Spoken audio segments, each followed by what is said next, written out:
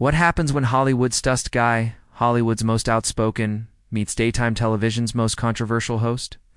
Mark Wahlberg went in thinking as making a standard promotional appearance on The View. What followed was an explosive confrontation. Had producers running around in security on high alert. This is another celebrity interview gone wrong. This was a masterclass on how personal vendettas can destroy professional boundaries. Make sure to subscribe and leave a comment because this story is more intense with every second that passes. Mark Wahlberg tightened his tie as he stepped onto the View set, flashing his signature smile to the audience in the studio.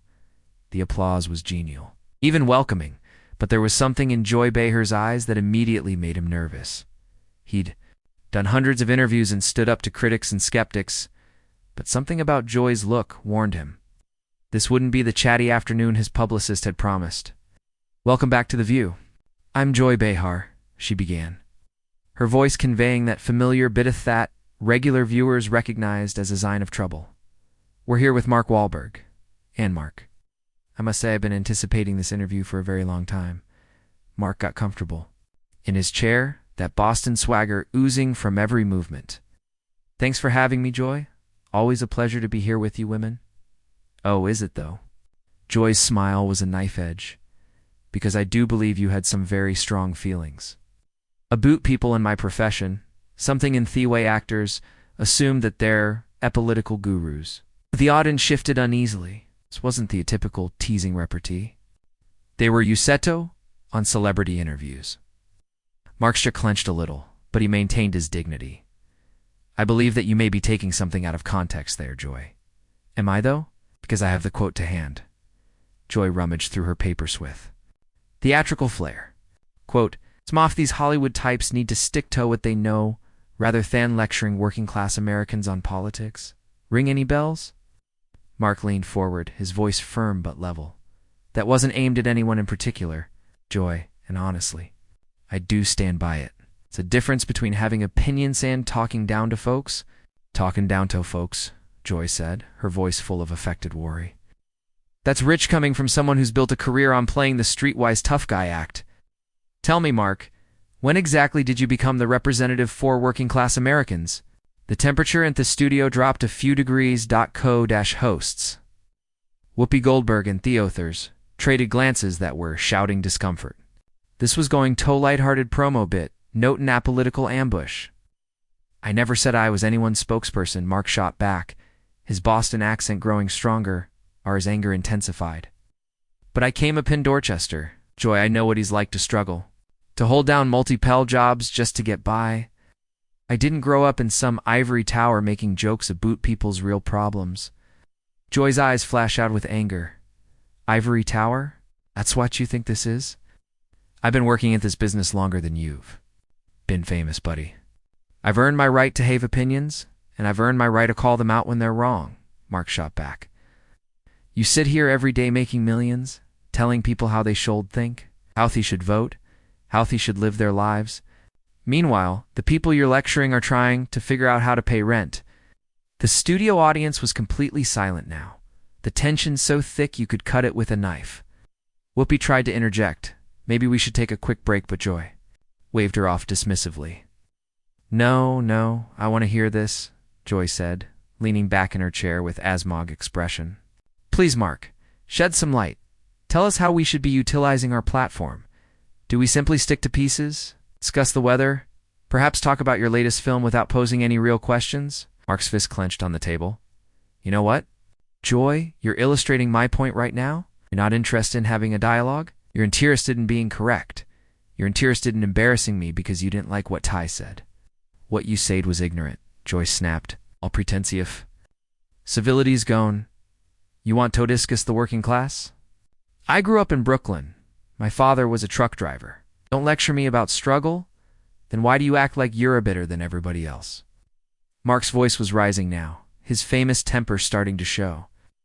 "Why do you sit there every day making fun of people who don't agree with you, mocking their beliefs, their values?"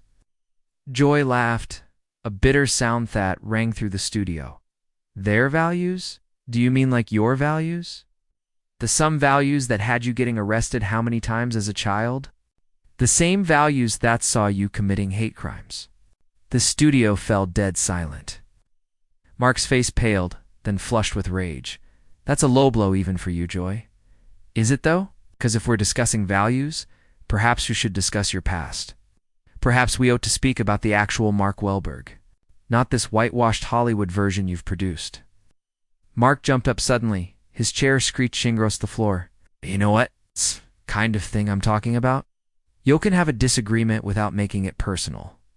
You can't discuss ideas without trying to annihilate someone. Sit down, Mark, Joy said icily.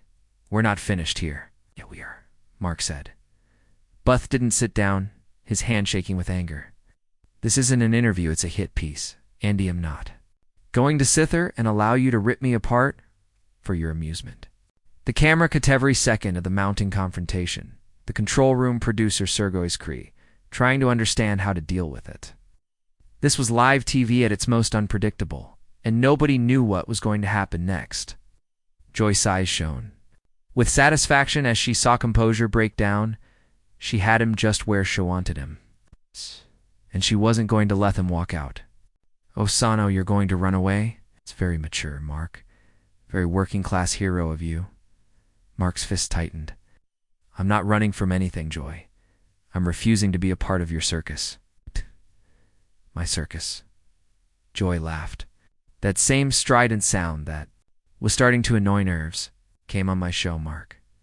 You're a visitor to my home. And if you can't take the heat, perhaps you shouldn't have gone into the kitchen. Whoopi again attempted to interrupt, her voice twisted with patent unease. Joy, perhaps we might now discuss Mark's new movie. No, Whoopi.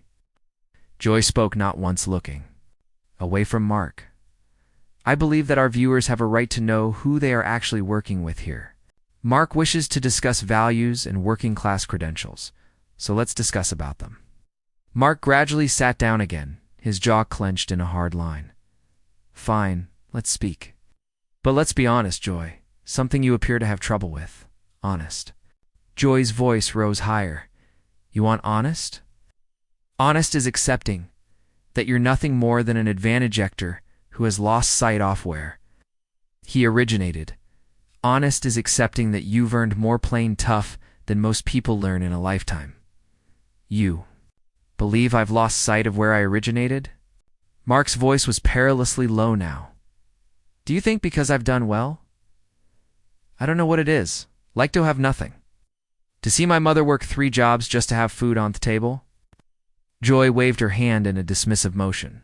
Oh, come on. The poor little rich boy routine doesn't work with me, Mark. You want to speak about your mother? Let's speak about how she must feel seeing you eight attack people who are trying to make the world a better place. Make the world a better place. Mark's voice bursting incredulity. How? By sitting here every day sitting in judgment and dividing people? By making jokes on half off the country? By treating anyone who doesn't agree with you like they're stupid? I treat stupid people like they're stupid. Joy snapped back. I'm right. Now you're behaving pretty stupid, the audience gasped. Some people in front row looked really shocked. This had crossed every line of professional decorum, and everyone knew it. Mark Leondon, his voice fallinged, that treacherous whisper that any one would seen his films would know. Why gouch no? What's stupid? Joy. Thinking that just because you've got a platform, you get to be cruel. Thinking that just because people tune in to watch you, they're going to want to hear you shred people apart. Cruel, Joy lied again, but there was less conviction to it now. You think I'm being cruel? You haven't seen anything yet, sweetheart? Stop calling sweetheart, Mark growled, his voice as sweet as ice. And yeah, you're cruel. You're being just what's wrong with this business, with this entire industry. You're a bully with a microphone. Joy's face went red. A bully? I'm a bully. That's rich coming from someone. You home literally attacked people on the street. At least I use my words. Not me fists. There it is again, Mark said, shaking his head. You can't make a point without becoming personal. You can't win an argument on substance. So, you'll bring up the past. You're pathetic. I'm pathetic. Joy's tone was now shrill. I'm not the one who made a career out of playing the same character every again and over again. I'm not the one who believes being from Boston makes me real. I'm not the one who believes being cruel makes me intelligent, Mark shot back. You sit there each day, Joy, and you contaminate the well. You take sophisticated drobums and reduce them. 2 punchlines. You take actual people's injustices and incorporate them into your stand-up routine. Joy stood up now, repeating Mark's previous gesture. I have no idea what you're speaking about. I've accomplished more for social justice, for women's rights, for liberal cause you've accomplished in your whole career. By doing what? Mark pressed. By preaching to the choir, by making theism jokes to the same crowd every day, by bullying everyone who has the courage to disagree, by using my platform to battle for what is right, Joy said, her voice becoming more urgent. By defending people against bullies like EO, bullies like me. Mark laughed, but there was no laugh in it. Boy, look around. Look at what you're doing right now. You ambushed me. You brought Mahiri under false pretenses. You're trying to embarrass me on national television, and you're labeling me feebly. And the studio fell silent and was deafening. Even the crew had stopped. What they were doing touched this historic meltdown in progress. Whoopi attempted one last pass at damage control. Perhaps we ought to actually take a break now. No, Joy retorted, her tone crisp. We're going to see this conversation through. Mark came over here to sell his film, and I believe our audience seaters to know precisely what sort offerson they're being asked to defend. Mark's laughter was sour. You really didn't understand, do you? You think this is about me? This is about you, Joy? This is about how you've made a political discourse a blood sport. This is about how you've made it impossible for people to have civilized conversations about significant issues. Civilized conversations? Joy's tone was sneering. Like the civilization version you had with that Vietnamese man you went after? Wait, that wasn't a discussion, was it? That was simply you being aggressive, the studio full utterly silent. Mark's face turned out white, then red, then white. When Hen talked, he was so low that his microphones could hardly record it. You know what, Joy? You just confirmed everything I've been saying. You're not interested in justice. You're not interested in advancement. You're interested in injuring people. You're interested in winning at all costs. I'm interested in the truth, Joyce said. But her voice was no longer convincing. No, you're not, Mark said, rising gagging. You're interested in your version of the truth. You're interested in making people who don't share your views look bad. You're interested in being the smartest person in the room, even if it means being the cruelest. Joyce's control was beginning to break down. You didn't get to preach to me about cruelty. You don't get to come on my show and tell me how to do my job. And you don't get to ambush people and then play the victim when they fire back, Mark shot back. This isn't journalism, Joy. This isn't even entertainment. This is just cruel. The argument had reached a boiling point with both sides well beyond their comfort level. The studio audience sat in shocked silence, witnessing what would be one of the mastidedly debated moments in daytime TV history. Security guards had crept silent like lesser to the set. And the producers were desperately attempting to find a way to rescue the situation. Joy stood in the studio, looking around with a sudden reality that she was out of control. Mark stood before her, his chest heaving up and down with hardly restraint free, waiting for what she would do next. The atmosphere was so charged that everyone in the studio could feel it bearing down on them like a tangible weight.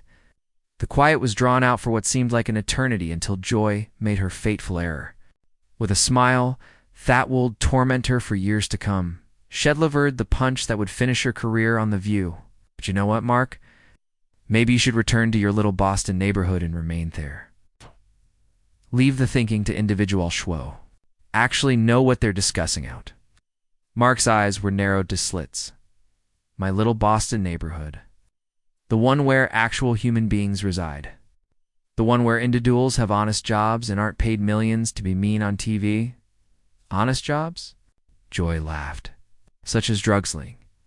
Such as assault. Because that's what you used to dope her to Hollywood, making you all clean, wasn't it? That was it. The line had been crossed so far there was no turning back. Mark stepped closer too. Joy's chair, and at once 3 security guards stepped. In closer, you want to continue going down this road, Joy? Mark's voice was ice cold. Because I can play this game too. You want to discuss the past? Let's discuss your past. Let's discuss your failed stand-up career. Let's discuss how you didn't make it as an actual entertainer. So you had to settle on being a professional hater. Joy's face turned pale. You don't know what you're speaking about, don't I? Mark's smile was cold. I know that you're a bitter woman. Ha takes her frustrations out on anyone who dare to disagree with her. I know that you've made a career out of being divisive because you're not talented enough to be anything else. How Daru, Joy whispered. Her voice echoed its earlier fire. How dare I? What? Tell the truth. You started this. Joy, you brought me here to humiliate me. Did Macam look bad in front of your audience? Well, congratulations. You've shown everyone exactly who you really are. Whoopi at last discovered her voice. Mark, I believe perhaps we need toe step back here. No, Whoopi, Mark responded, never looking away from Joy. I believe that we need to complete this. Joy wants to discuss character. Let us discuss her actor. Type of character is it that takes to ambush someone on live TV? What type of character is it that takes to launch an attack on someone's history? When they are attempting to engage in a civilized own version. Joy's hands were shaking. No, you jumped me first. You called me out. I called out your actions, Mark corrected. I never took it personally until you did. Never jumped your past until you jumped mine. The difference is I can justify my actions. You justify yours? The studio audience was absolutely captivated now. This had escalated beyond entertainmento. Something raw and real that none of them had anticipated witnessing. My actions. Joy's voice was rising. My actions are protesting what's being done wrong.